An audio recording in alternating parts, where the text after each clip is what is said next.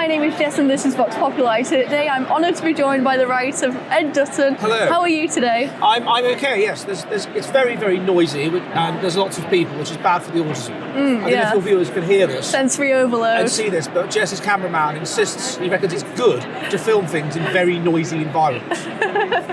When he's filmed for me, I've insisted we go somewhere quiet. He's there, he's behind the camera, you can't see him, but he's mugging me off. And he's saying that it's good to have noise. Yeah, I agree with that. I think it adds a bit of spice to the video. So throughout the past few months, I always come up with questions just throughout my day thinking, this would be interesting to get Ed to answer. So I've created a notes thing on my phone to ask you a few questions. So the first thing I want to ask is about siblings and IQ variation. Yeah. Because, like, take for example Malcolm in the Middle, or even like Family Guy, there does seem to be that one child who is like the gifted kid. But then how does that go about with genetics? So, the variance, the intelligence, if that's what we're talking about, is highly polygenic. So it's a lot of different genes interacting. And there can be mutations with regard to different genes that can precipitate subtle differences in intelligence between siblings. Also, overall, parents are of slightly different IQ. Normally the husband is a bit more intelligent than the wife. And so this creates variance. So you're going to get some children that are less or more intelligent than others. Because it's a complex trait and there's lots of genes working together and that creates randomness, and so you can get these kinds of effects. I believe I'm right in saying that that you can get within a family of siblings a difference of 15 points. So one standard deviation, the difference between, let's say, a nurse and a doctor. The other thing is, and I suppose this is kind of genetic, I suppose, it's kind of genetic, is that the older the parent is, the father for example, the worse is the sperm quality, which can result in a less intelligent child. So often it is the case that younger siblings are less intelligent than older siblings. This could be partly environmental, i.e. when you've got only one child you invest more in it at a very young age. But it seems to be partly genetic, that is that the quality of the gametes decreases with age, parental age, resulting in these differences. So that's why you can then get differences. And what you can get, although it's very rare, is very, very unusual but possible genetic combinations, which can result in a child being much more intelligent than its sibling, or much less intelligent. Interesting. My next question is, why do men hit their wives? If women were nice to their husbands, men wouldn't have to hit them. Do you think, I guess, why would that be beneficial? It is mate guarding. So, first of all, men are lower in agreeableness than women. Secondly, men are lower in impulse control than women.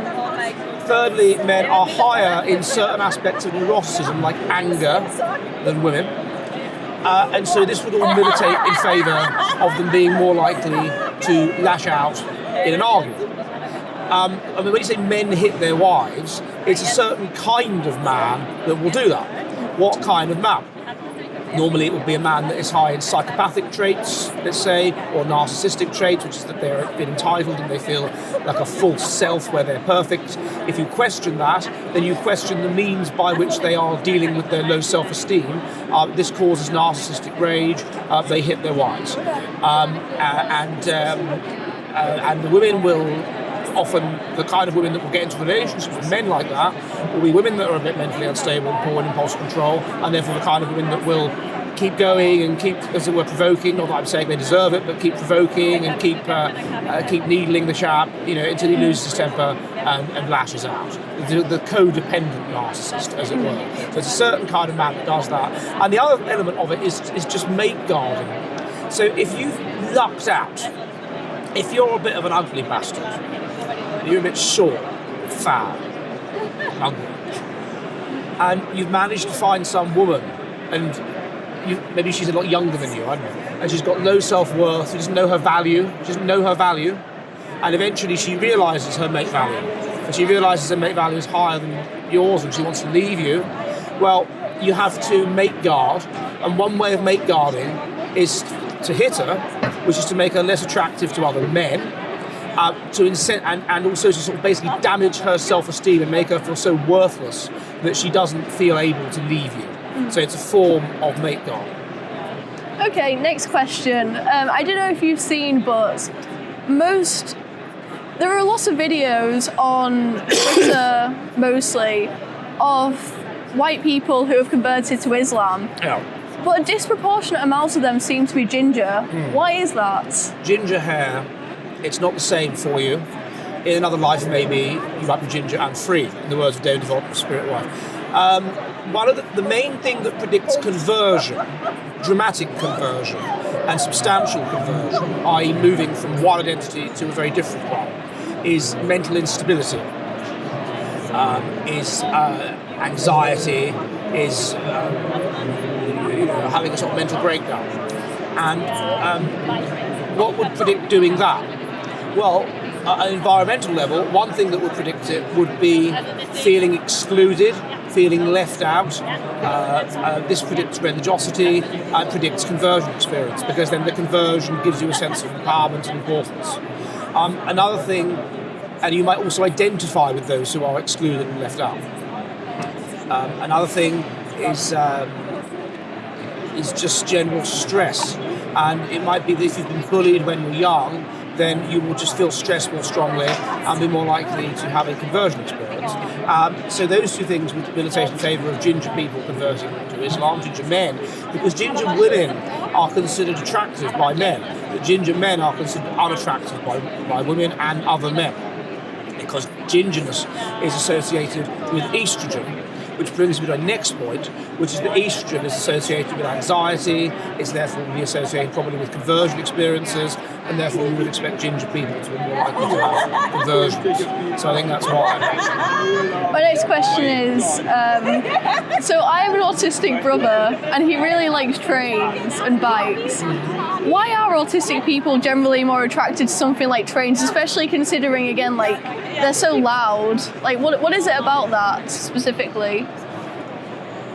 Autistic people are attracted to things over people, and they are attracted to systematizing. And trains involve engineering, they involve systems, they don't involve getting into social conflicts which they can't deal with, or they involve systems, they involve order, they involve structure, they involve all the things that autistics like.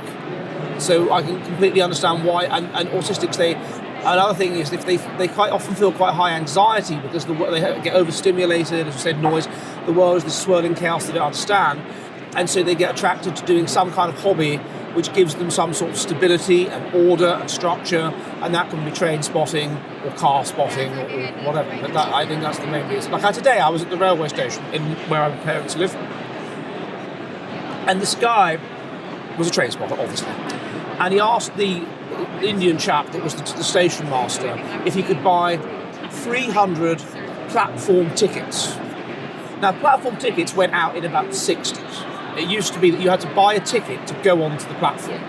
And the guy said, well, what are you talking about? I mean, you can come onto the platform and stand there without a ticket as long as you don't get on a train. He said, no, it's a souvenir, you see. We're going to spend the day spotting trains. And then and the way he spoke, I'm going to spend the day spotting trains, and it's the odd way to speak, or to speak in an odd way, because their sensations are experienced differently, and they don't really comprehend how badly they might come across. So, of course, autistics attract to train spotting, but that's the key is. It's systems, it's order, it's structure. There's been a recent push in the media towards younger men being in relationships with older women, like the new Bridget Jones, because Bridget Jones now is obviously a lot older.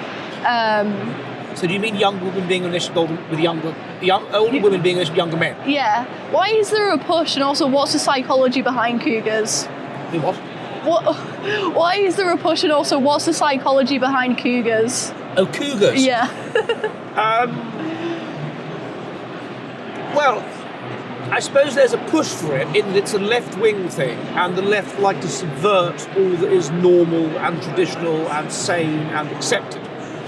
And as a rule, women sexually select for age. Why do they sexually select for age? Well, because they sexually select for status, and age is a marker of status. Normally, as you're older, you have more resources, and women sexually select for resources. And so it makes sense that women will be attracted to slightly older men. In some cases, in extremis, you get women, often quite unstable women, that are attracted to much older men, 20 years older or something like that. But that still makes sense in evolutionary terms, and it's why women go through puberty earlier than men. It ensures that when they first get a bloke and they might have sex with, he will be older and he will have resources. So I think it's a sort of a subversion of the norms to try and promote this and make out that it's normal and okay. As for the kind of women that do it, I did do a video on this about 6 years ago. So forgive me, I'm trying to remember, but I think generally these women they have a desire to mother these men, and these men will often be quite immature, and so they will couple. Obviously, from a woman's perspective, there's variance. Women sexually select for status. A young person has low status, but if you're a fast life history strategist, you adapt to an unstable yet easy ecology, to that kind of person, then you're less interested in status and more interested in just having children that will survive in that ecology. And what will make them survive in that ecology, if it's a dangerous ecology, is that they're good looking and muscular and tall. And so you can see how an older woman, if she's like that, will be attracted to younger men, because compared to people of her own age, they are better looking, they're more symmetrical, younger, and they are very more muscular, because muscle goes down with age after a certain level, and they're just objectively better looking. So you would expect a certain kind of woman, a dark triad kind of woman, to perhaps be interested in these kinds of men. And the other thing would be just women, it's maybe quite a sick thing, that maybe they don't have children or something, and they want someone to mother. And they mix up that. Diana Mosley, by the way, I thought you said Mosley earlier, I misheard you. But Diana Mosley said of Hitler that one of the reasons why women were attracted to Hitler, and not to Oswald Mosley, is that Hitler was motherable. There was something vulnerable about him, so that you wanted to help him. He had the weight of the world on his shoulders, and he seemed childlike, and they kind of liked that. So I think there's those two kinds of women. My next question is about bullying. So obviously the school system, if you're getting bullied, you're told to just tell the teacher, and we all know that doesn't do anything. What would you say is the correct response to somebody? How should somebody take it if they are getting bullied, if not to tell the teacher? Is there a kind of Nietzschean need for bullying and a psychological thing behind it? Yeah, so I looked at this in one of my books. The heritability of being a bully is about 60% genetic or something, and the heritability of being a victim is about 70% genetic. And literally it is found in studies that men that are bullies are more likely to pass on their genes than men that are victims, more likely to have children. Not men that are just bystanders, they're even more likely to pass on their genes, but it is more adaptive to be a bully than to be a victim. So women are to some extent attracted to bullies, because that's showing, again, probably these fast life history strategy women, because it's showing that they're tough, it's showing that they're aggressive. You are showcasing traits which are adaptive in an unstable, dangerous ecology. And you could argue, well, children, they're low IQ, they're highly mentally unstable compared to adults, they're highly low in conscientiousness, low in agreeableness, they're basically like living in the jungle. And so you can see how it is adaptive to bully, and it is an expression of that. And if you look at the Yanomami of Venezuela, it's an incredibly violent society where they're always bullying each other and stealing from each other and whatever. And this field worker with the Yanomami, Napoleon Chagnon, they would steal his stuff. There was no negotiating with them, and the only way to stop them was to bully back, to hit back. So, and that's basically how you stop a bully. You have to fight back, physically fight back. And mum will always say, no, tell teacher. And dad will always say, no, that episode of South Park, that's bollocks, Sharon. If someone challenges you to a dance, you dance back. And that's generally what you have to do. So it is, I'm afraid it's horrible, but it is adaptive in the same way that men that raped passed on more of their genes than men that didn't. These things are adaptive. My last question, very important, very serious. There's a debate going on in Twitter around the idea of big boobs versus small boobs. The idea that big boobs are more like peasantry, very fertile, whereas small boobs are aristocratic. What is the correct view, the eugenic view around boob breast size? As I have discussed in my book, How to Judge People by What They Look Like. Again, this gets down to life history strategy. So life history strategy, fast living strategy, unstable, easy ecology, live fast, die young, pass on your genes as quickly as possible. Slow life history strategy, stable, harsh ecology. You have to take energy away from sex, have fewer children, put it into nurture, or your children will all die, and therefore you change your personality, you nurture your children, there are more problems to solve, this militates in favour of intelligence, and you have to cooperate in order to survive in a harsh ecology, so that you have groups and you end up with more pro-social people, and this is the spectrum of life history strategy. And there was a few studies have found that women that have big asses and big tits are on average more mentally unstable, lower in conscientiousness and lower in agreeableness. Why? Because if you're adapted to it, and men that are attracted to those traits are likewise. Why? Because if you're in an unstable ecology, you have to advertise your genetic quality as quickly and conspicuously as possible, so you put bioenergetic energy, bioenergetic resources into secondary sexual characteristics, tits, arse, lips, that kind of thing. And you don't put energy into a complex brain. And being pro-social is more complex, it involves more material in prefrontal cortex and various parts of the brain. Now, if you're in an a stable, harsh ecology, obviously you want a woman who is pro-social, who's a good mother, who's going to invest in the offspring, who's not going to cuckold you, right? All this sort of thing. And in such an ecology, you will put bioenergetic resources into developing such a mind, and therefore take them away from secondary sexual characteristics, because you won't need to advertise them as quickly and conspicuously as possible, because you won't die out at any second. Therefore, breasts become smaller, buttocks become smaller, probably men's cocks become smaller, and then the men that are attracted to women that have smaller tits and smaller asses are themselves slower life history strategists. So that, I think, makes sense of the situation. Great, well thank you so much, Ed. It's been a pleasure to speak to you as always. Excellent, tally ho. Thank you.